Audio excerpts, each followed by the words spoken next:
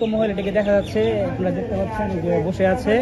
আমরা সোশ্যাল মিডিয়াতে দেখতে পাচ্ছিলাম যে মহিলাটার ছবি, অনেকেই বলতেছে যে শ্রীপুরের মধ্যে মানবিক যদি কোনো ভাই বোন থাকে তাহলে সহযোগিতা করেন, মহিলাটার চিকিৎসা করার ব্যবস্থা করেন। তো ওই শ্রীপুর লাইফলাইন মাওনা হেল্পলাইন গ্রুপে পোস্ট করছে, সেখানে আমাকে বেশ কিছু মেনশন দেয়, আমার ফেসবুক আইডি মেনশন দেয় এবং হচ্ছে আমাকে ফোন করে বলে যে ভাই দেখেন মহিলাটার জন্য কিছু করতে পারেন কিনা। তখন আসলে আমরা চাকরিজীবী, পাশাপাশি মানবতার কাজ করি, কাজের ফাঁকে আমি একটি সংগঠনে যুক্ত আছি, স্বপ্নশ্রী স্বেচ্ছাসেবী সংগঠনের পক্ষ থেকে আসছি।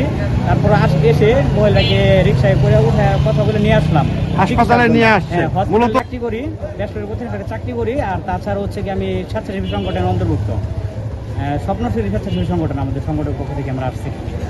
বিগত এই মহিলাটা 5-7 দিন ধরে রেল স্টেশনে পড়েছিল। বিভিন্ন গণমাধ্যমে পোস্টের মাধ্যমে জানা হয়েছে তার পায়ে পছন্দ ধরে পায়ে বড় বড় কীরা বের হচ্ছে, আবার ঢুকছে, এরকম একটা অবস্থা। তো বিভিন্ন পোস্টের মাধ্যমে এটা আমাদের যে সমাজসেবা যে সংগঠনগুলো আছে, সংগঠনকে ট্যাগ দেওয়ার মাধ্যমে, পোস্টের মাধ্যমে ট্যাগ দেওয়ার আমাদের দুঃখু ভাইকে ট্যাগ দেওয়া হয়েছে, দুঃখু ভাইকে জানানো হয়েছে। দুঃখু ভাই পরবর্তীতে আমাদেরকে জানাইছে যাতে শ্রীপুর রেল স্টেশনে এরকম একটা মহিলা পড়ে আছে বিগত 5-7 দিন যাবত, তার পায়ের অবস্থা খুবই খারাপ। তারপর আমরা দুঃখু ভাইয়ের সাথে কথা বলে ভাই এসে যেন আমরা সবাই মিলে মহিলাকে হ্যান্ড ওভার করে শ্রীপুর হসপিটালে নিয়ে আসতে পারি। তো ভাইয়ের দায়িত্বে আমাদেরকে সাথে নিয়ে মহিলাকে নিয়ে আসে। তো আমরা ইতিমধ্যে দেখতেই পারতেছেন যাতে মহিলাকে আমরা শ্রীপুর হসপিটালে নিয়ে আসি। এখন আমরা উপজেলা যে স্বাস্থ্য কমপ্লেক্স আছে, ডাক্তার শফিক ভাইয়ের সাথে ইতিমধ্যে আমরা কথা বলছি, সে আশ্বাস দিয়েছে যে সঠিক চিকিৎসাটা হবে, তাই আমরা এখানে রেখে আমরা আবার যাচ্ছি ডাক্তার শফিক স্যারের সাথে কথা বলার জন্য। তা আমরা আশাবাদী যে এরকম আশেপাশে যদি আরো কেউ যদি থাকে সহযোগিতা করার জন্য, তো অবশ্যই এরকম মানুষজন থেকে আপনারা এগিয়ে আসবেন।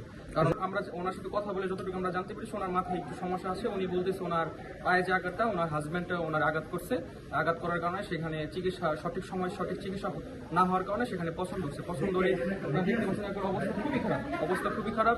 এরকম বড় বড় পোকা পায়ে থেকে বেরিয়েছে, যেটা আমরা বিভিন্ন ডাস্টবিন বা ময়লার আবর্জনায় দেখি বড় বড় পোকা, সেই পোকাগুলো মহিলার পা থেকে বের হচ্ছে।